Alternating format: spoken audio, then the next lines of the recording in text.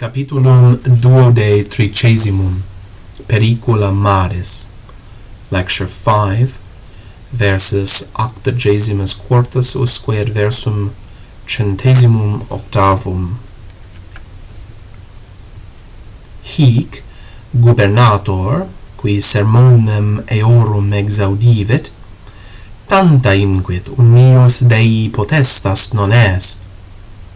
At this point, the helmsman, or the captain, who has overheard, perfect tense, exaudivit, who has overheard their conversation, exaudire is often in the scripture used simply to mean really hear, or as a kind of just a synonym for audire, but here the sense seems to be to overhear. Tanta inquit unius Dei potestas non est. So much power so great, does not belong to one God. Notice that declension of unus, aum, unius, uni, unum, and uno, kind of a blend, like the declension of all pronominal adjectives, alter, altera, alterum, alius, alia, aliud, that words of that sort. So much power does not belong to one God alone. Genitive, unius Dei. Nam tres dii, Neptunus, Jupiter, Pluto, mundum universum ita inter se diviserunt. For three gods, it could be spelled dei, could be spelled dei, it's just a spelling variation. For three gods, Neptune, Jupiter, Pluto, divided, diviserunt, perfect tense, divided the whole world, mundum universum, among themselves, between themselves, inter se. Thus, ita, ut, the ita and the ut in the next line are working together in such a way that. So here's our first sentence of consequence, we can say. So these sentences are rather different than sentences of final sentences involving the subjunctive that we saw first of all in chapter 27. Now, sentences that we call sentences of consecutive sentences show the consequence of some condition or action that is given in the main sentence. It's given by the main verb. It often shows the result of some tendency. And we'll see that in the next sentence in Ørberg. But in this sentence, they divided the world in such a way. So the consequence of their dividing up this world was that Jupiter rex caeli asset, was that Jupiter was the king of the sky, Neptune was the king of the sea, but Pluto reigned among the dead, or in the lower world, where the souls ubi animae mortuorum velurumbre versari dicuntur, where the souls of the dead are said to go about, versari, to go about, go hither and thither, just like shades, velud umbre. So, imperfect subjunctive in asset, asset with Neptunus, imperfect subjunctive with regnaret. So a similar principle has been applied here. Diviserunt, they divided, there was this action in past time, and then moving forward from that time, Jupiter was king of the sky, Neptune was king of the sea, and Pluto reigned among the dead. Or we could also say they divided the world in such a way that Jupiter would be king of the sky, and so forth.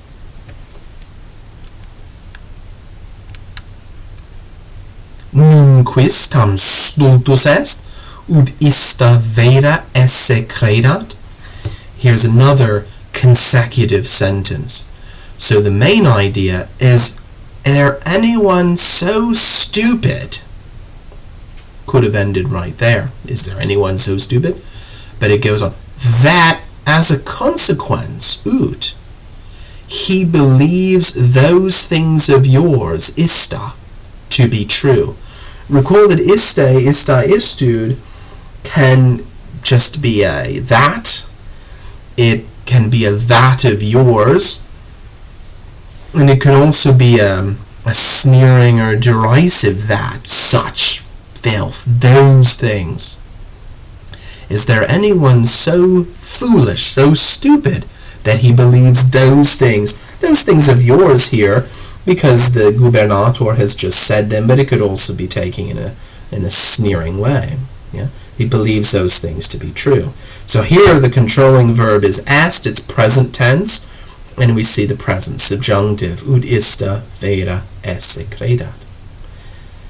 Perge leggere il libello tuo, Lydia. Keep reading out of your little book, Lydia. Lydia iterum librum evolvet, et ecce inquit, quod narrator de Christo super mare ambulante. Lydia again opens the book, iterum again, versus again, and says, here we go, ecce, look, that which, the id or the illud before the quod is understood, that which is told, narrated, told sounds better, said about Christ walking upon the sea, super plus the accusative case here, Christo, the governed by the preposition de, ambulante, the present participle in the ablative case, in agreement with Christo. So there's a nice package with the prepositional phrase that's related to the walking, the ambulante idea that's tucked right in the middle between those two words. Navicula autem in medio mari jactabatur, fluctibus.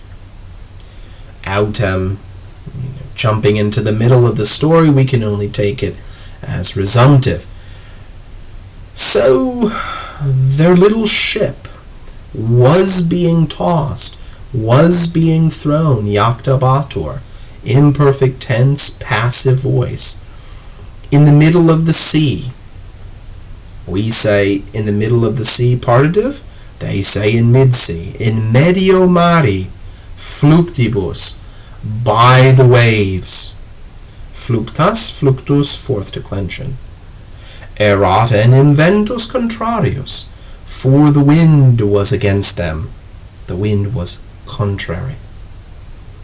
Quarta autem vigilia noctis, venit ad eos Iesus ambulans super mare. But in the fourth watch of the night, Jesus came to them walking upon the sea. Quarta vigilia, ablative of time, noctis, genitive case, venit, perfect tense. Jesus came to them walking upon the sea, ambulans, present participle, nominative, agreeing with Jesus.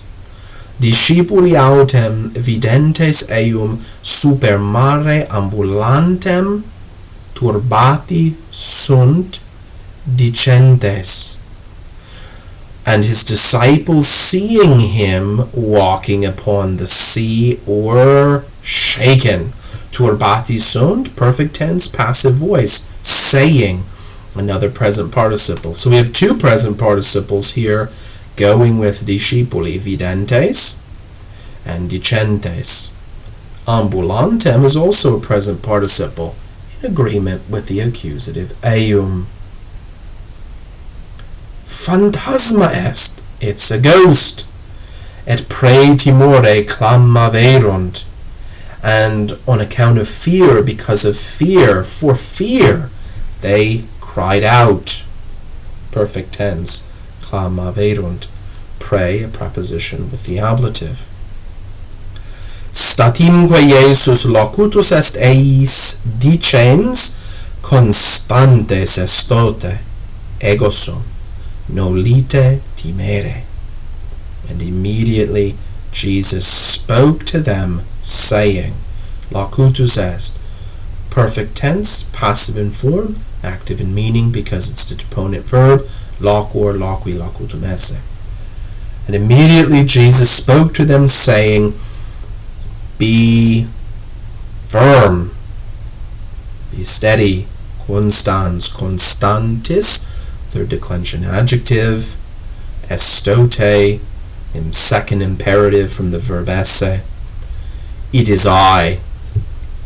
Or we can take it in the Johannine way, I guess, I am. Yeah, I am who am, though I don't think that sense is often associated with the Gospel of Matthew. At any rate, it is I. Nolite timere, do not be afraid. Respondens autem ei Petrus dixit.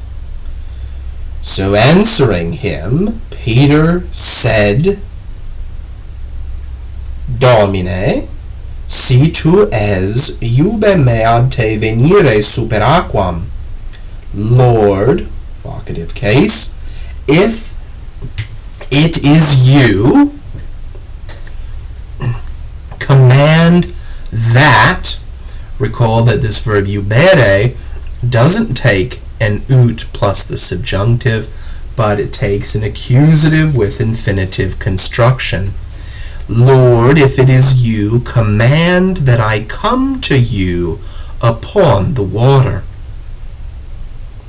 At ipse ait, veni, but, or and. So you can see throughout this story how autem, several times, ought here, used in imitation of the Greek de, just resumptive particles linking the sentences as they're going along.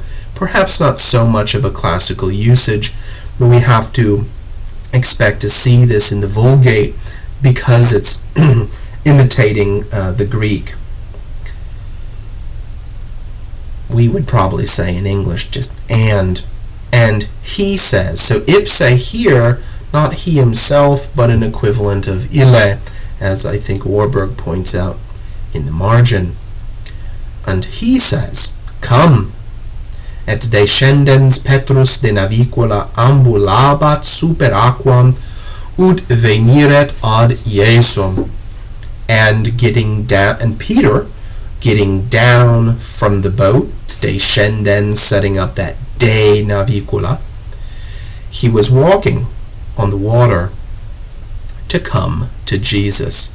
So ambulabat, and this construction here is sort of endeavoring to come to Jesus. A verbum studii et voluntatis. He was walking on the water with this intention in mind to come to Jesus. He was walking upon the water to come to Jesus. Final infinitive we could use in English. Videns vero ventum validum timuit. But seeing the strong wind, he was afraid. Timuit, perfect tense. Timet, present tense. Et incipiens mergi clamavit dicens, and beginning to go down, but perhaps to be drowned, mergi, the passive infinitive, passive present infinitive, he shouted, saying, Domine salvo me fac, Lord save me, make me saved, safe, but save me, just an idiom, facere me salvum.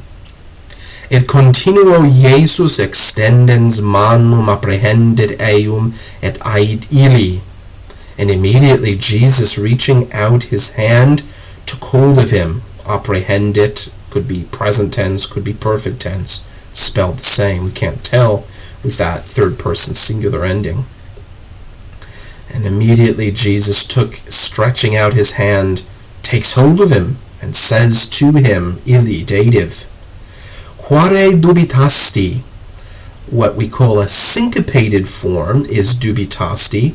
It's a shortened form. It's been cut off from the longer dubitavisti. Dubitavisti is the ending that we would expect.